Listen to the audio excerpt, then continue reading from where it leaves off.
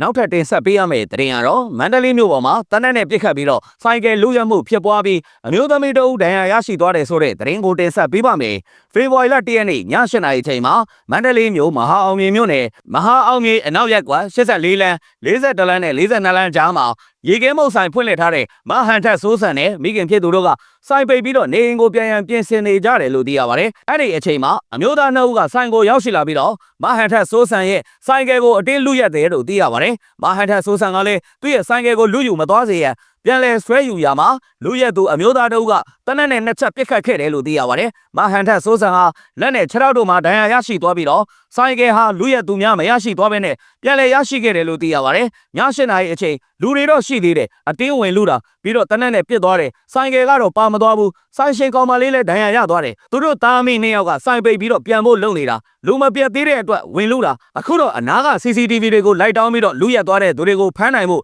ရဲတွေကစုံစမ်းနေတယ်လို့ဖြစ်စဉ်ဖြစ်ပွားခဲ့တဲ့နေရာအနီးမှာနေထိုင်တဲ့ပြည်သူတို့ကရှင်းပြထားပါတယ်ဒါအပြင်မန္တလေးမြို့ပေါ်မှာဇန်နဝါရီလ30ရက်နေ့ကစတင်ပြီးတော့ဖေဖော်ဝါရီလ1ရက်နေ့ညပိုင်းအထိလူငယ်များကိုည9:00နာရီအချိန်ပရိုက်တာကားများအေးစီးကားများနဲ့လိုက်လံဖမ်းဆီးမှုများဖြစ်ပွားလျက်ရှိနေတယ်လို့သိရပါတယ်အရင်လိုမျိုးပြူစောထီးနဲ့အရက်ဝတ်စစ်သားတွေကပေါ်တာဆွဲခြင်းမျိုးမဟုတ်တော့ပဲ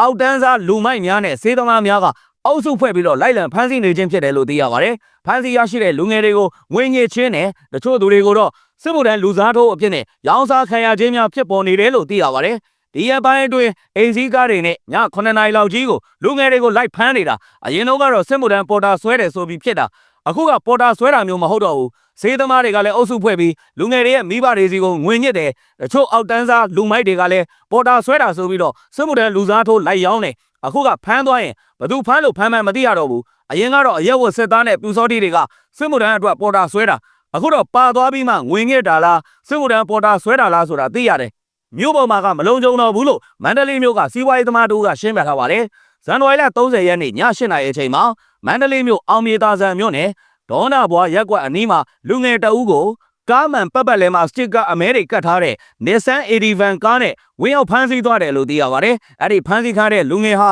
မန္တလေးမြို့ကစီကုံတဲ့တအုပ်ရဲ့သားဖြစ်ပြီးတော့သိန်း1000နဲ့လာရွေးရန်ငွေညစ်ခံခဲ့ရတယ်လို့သိရပါတယ်။အဲ့ဒီနောက်ညီနိုင်ဈေးနဲ့